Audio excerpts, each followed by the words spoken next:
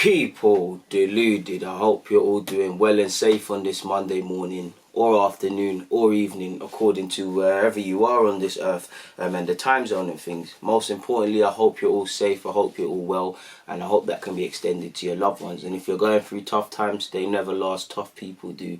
I, of all people, know it's easier said than done, but trust me, you can pull out the other side. So I hope everybody's doing well. I hope everybody's in a good place financially, spiritually, mentally, physically, health and all them things. And yeah, man, I hope, yeah, like I said, I hope the same for you and your loved ones, and I hope you're all staying safe.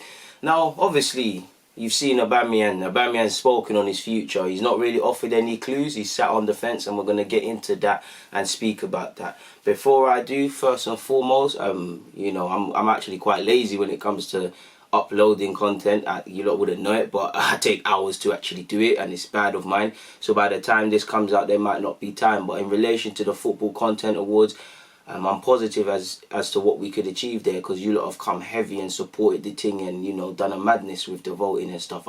Every day you lot are blowing me up on Instagram, voting via that. I'm seeing the tweets about who you're voting for. I'm obviously seeing everything. You can vote on Twitter, you can vote on Instagram, you can vote on their main website, you can vote across all of them if you wish. You can vote across many different phones and tablets and laptops and things. And at the time of making this video, it's the 15th of June, which is the deadline. So today's the last day. So yeah, if you haven't, please go and do that. It takes 30 seconds. Let's do a little final push. Away from that, and I'd like to thank the following people for making contributions via PayPal in relation to the donations. I won't obviously reveal the amounts, but no amount is too big, no amount is too small. Just to know you've done that means a lot, because you don't have to, and the least I can do is say thank you. I've said thank you to a couple of people already. So I would like to say thank you to Theo, to George, to Kieran Hodge, to Juanita McDonald, to Christopher Oroma, to Hodges Conan, forgive me for mispronunciations, to Clave Jeffers, to Chuck Wundum, to Ian Bernard, to Mohammed Idris, to Zach Henry. I think I've thanked the people below that already, but yeah, if I've missed you out, it's not by anything. I'm actually trying to scroll down and it's not letting me do it on the website, but it means the world, people. It really means a lot. Like I said, no amount is too big or too small.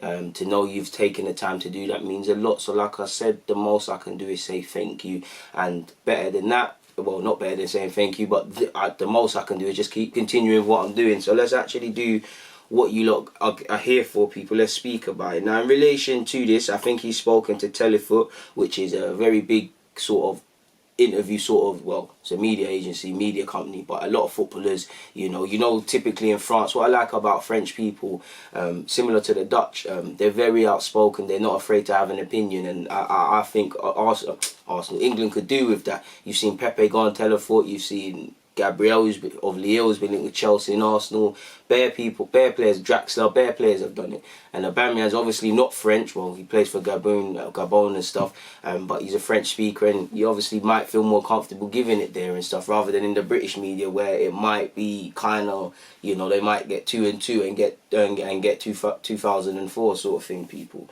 It doesn't really make sense. But for what he said, obviously he's going to sit on the fence in relation to his career. He has said, Arsenal have the keys to me extending. It will be the most important career decision.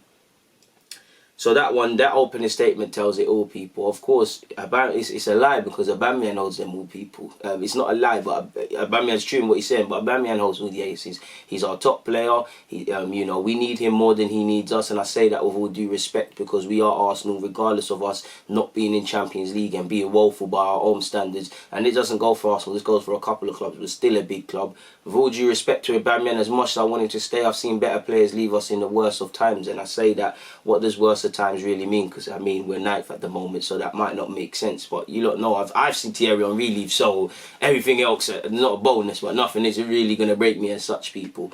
Do you get what it is? Because that man was everything to me, as well as Vieira, and he's being a bit smart there, because like I said, it all depends what other teams are going to do, because on one hand, as Arsenal fans or football fans in general, you see a top player like Aubameyang, you could probably get 2-3 years out of him, you know, arguably for a bargain price, Arsenal are probably not going to make their bread back on him, their 50 odd million, whether that's because of Corona, whether that's the contract or whatever, and you might take a chance. The only thing that might help Arsenal is that, you know, the Inters, the PSGs, the Real Madrids, all of these teams he's been linked with, it appears they have priorities elsewhere, and they might offer him, but he's not as important to them as as the perception might be, sort of thing.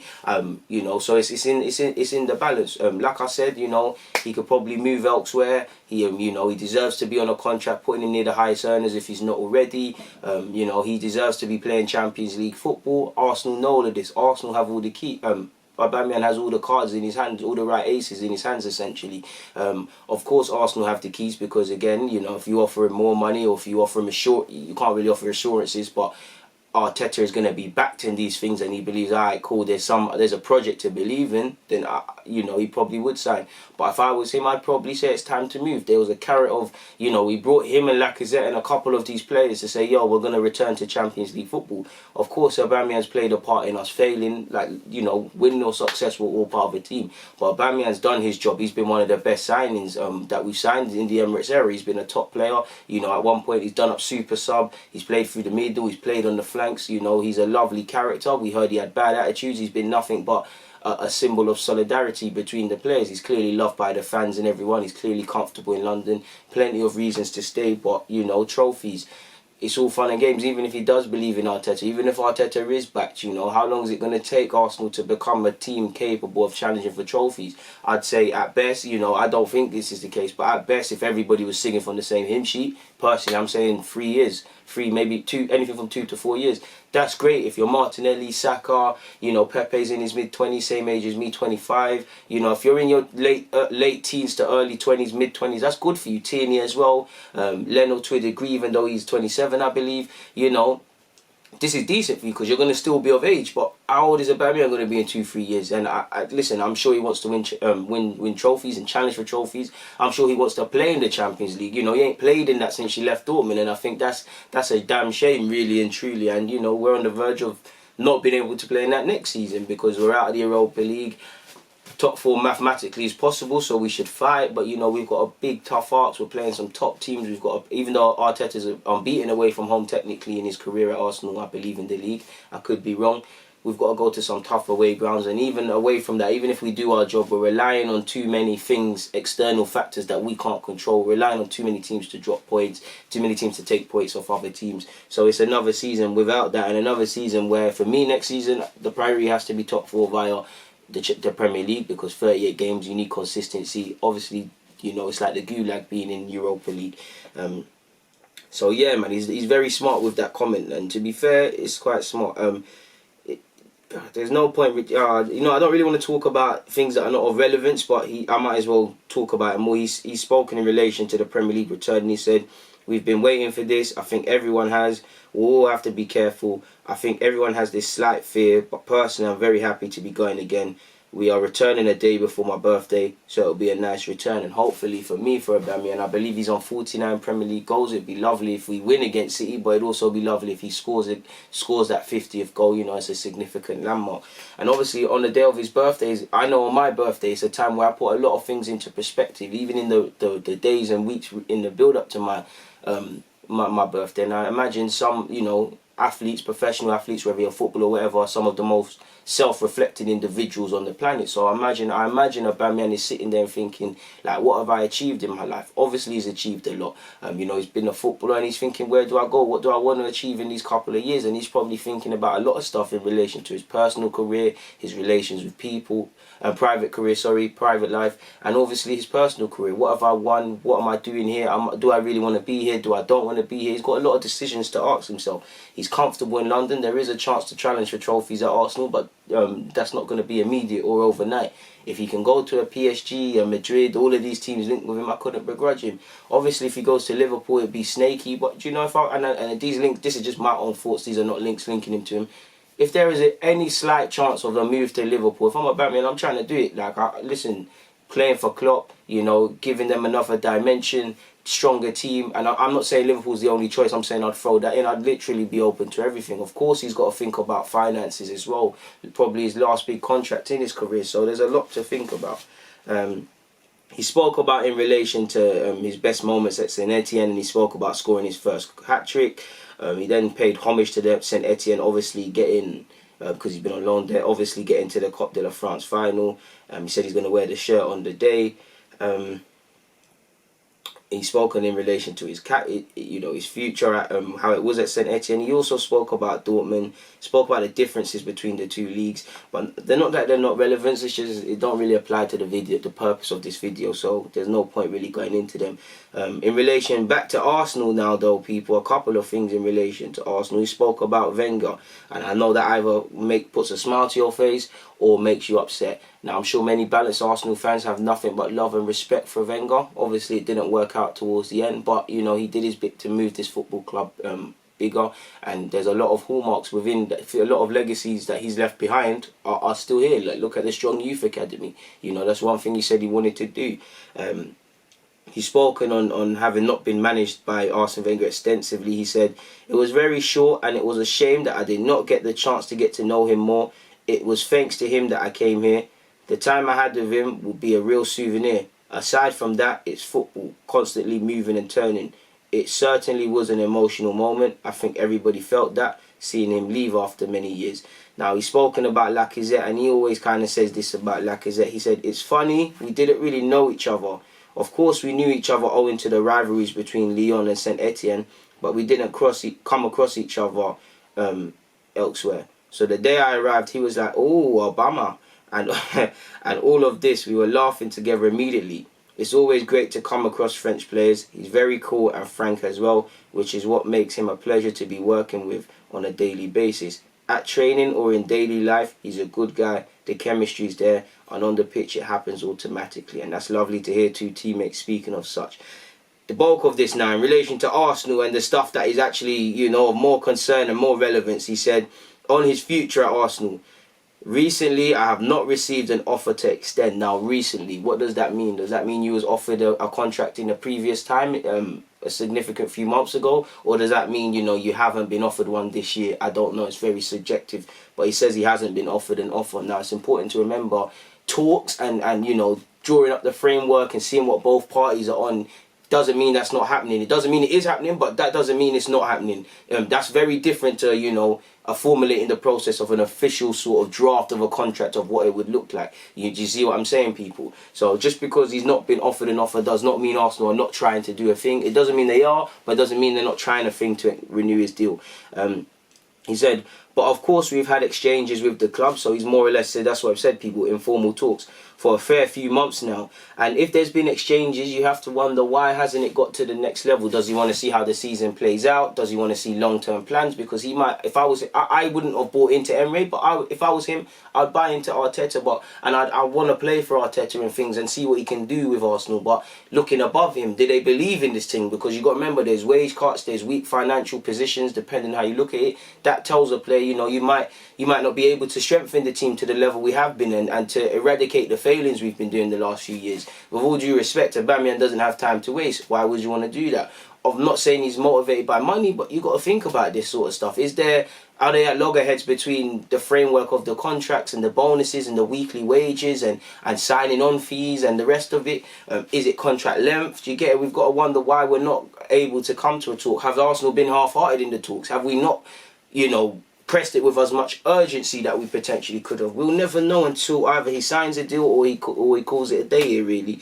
And he said, ooh, that's a bit scary. And for a fair few months now. And they know very well why so far nothing has happened. So he's firmly put it at the ball of the feet of the club. So whether it's true or not, he's put it at the feet of the club people. You see what I'm saying? He's saying they know full well. So again, is it contract length? Is it concerns over the future? Is it finances? You know, why is it? Why have we got to this point? Because this should have been done time ago. Why was there not an option of an extra year in his contract when we signed him, similar to how Pogba is? For his agents, they worked a number, because like you see, if we did do that, there might not be one big contract left for Aubameyang, whether it's here or elsewhere. But this is where we're paying for the lack of foresight. And like I said, he said they know very well. That screams someone that's trying to keep it respectful, but that seems someone that obviously, if he could talk up the things, would talk up the things. He said they have the keys up to them. It's up to them to do their work, and after that, we'll see how things go. As you said, it's a turning point in my career, and I'll be very frank with everyone.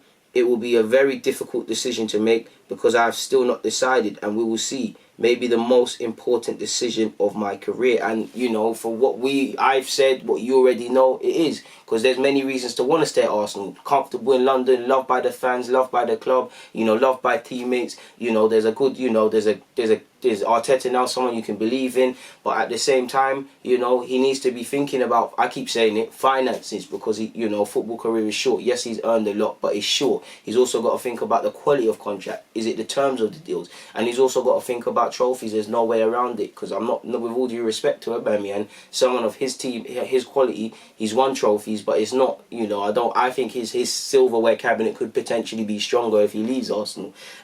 So that this tells you he's open to everything. There's probably a part of him that wants to stay, a part of him that wants to leave.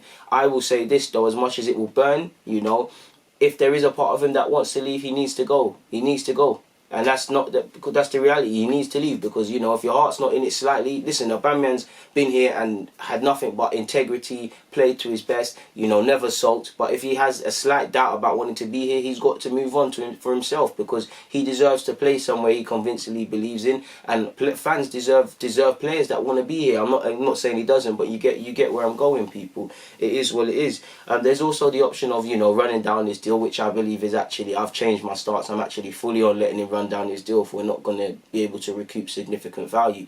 It sounds cliche, but without Aubameyang's goals, where would we be? If Aubameyang's goals next season, and ifs and buts don't win anything, but if we fix up in all aspects, on top of having a 20 league goal minimum player like Aubameyang, and Aubameyang's goals on top of fixing up, you know, clean sheets, consistency, able to win away games, able to put in a decent showing consistently in the top six, all the things we've lacked at Arsenal and we're begging Arteta to certify. If we, you know, show that we're serious in moving to that, you keep Aubameyang for a year, and his goals make the difference between getting you that Champions League money or being in the Europa League. You know what? So be it, Aubameyang. Leave for free. You've done your job. You still technically get your loyalty bonus. You're due next season as well. You know, it is what it is, and he might even want to renew a deal. Or if not, we've given ourselves an extra year to find a target there as well, because, you know, regardless of if Aubameyang stays or not, he's not going to be here for 5 years or so. So we need to be looking at the strikers that are coming in, or what we're going to do to replace him, people, because foresight has been lacking at this club, whether it's contracts, whether it's personnel, whether it's not bringing in certain players, whether it's moving fast. We need to learn from hindsight and apply that to have better foresight, and I don't think that's been the case. He spoke about winning trophies, people. He said, of course, all players and competitors want to win titles. Everyone is going to ask the question, does he want to win them at Arsenal or somewhere else? But as I said, the future will tell us. And that tells you everything, people. He's open to staying at Arsenal. He's open to going. As I said already, the club has the keys to this. I'm hungry to win titles, and whatever my decision, I intend to win titles. To be clear, nothing has been decided. So yeah, he's been very thorough in his words, making sure nothing gets, you know, misconstrued and stuff like that. But it says it all, man. I think he wants to see ambition from the players, from the staff above Arteta, to be honest with you. And it'd be silly not to. These players don't live in a bubble. With all due respect, not everybody. There's very few players in the Arsenal team that, you know, could play for other top six sides, in my opinion, and have applied themselves all season. But they must be. They're not fans, but they must look around and say, oh no, he's kind of shit. You know, like, we need better players. Like, why have we been failing? Like, why are we doing this? Look at what the other teams are doing. They're not in a bubble, people. They must be looking at it. We've all played football. We've all played for Sunday League teams. Put yourselves back in that shoes. Have you ever been at a Sunday League team where you thought, yo, we need better players, or this guy is sick, we need to keep him, or one person thinks a certain sort of way and you're all thinking that sort of way? Football's not different, not much different from that. Obviously, it's Premier League, it's millionaires and all these things, but football doesn't change much in terms of mentally and relations and stuff like that. In relation to his short-term ambitions, he said, I want to get back to action. It won't be easy with Manchester City in the opening match, and hopefully we'll have a good end to the season. Without supporters, unfortunately, but a good end to the season nevertheless. So Aubameyang, you know, he said what it is, people. There's not much more for me to add. We'll have to see, you know, prepare for the worst, hope for the best. It is what it is, people, really and truly. Obviously, if we lose Aubameyang, we're significantly in trouble, because he is a player that really shouldn't be putting up with Europa League and being ninth and stuff like that. But we'll have to see. prepare for the worst, hope for the best sort of logic. On that note though, thank you for staying with me, people, but I'm going to keep it pushing. Like I said, thank you very much for the donations. More importantly than that, thank you for giving up your time to do that. Thank you for giving up your time to vote for me in the Football Content Awards. I hope you keep voting because we've got one more day. Thank you very much for obviously persisting with listening with this video. It means the world, people. On that note though, let me not waste any more of your time. DG, I'm out.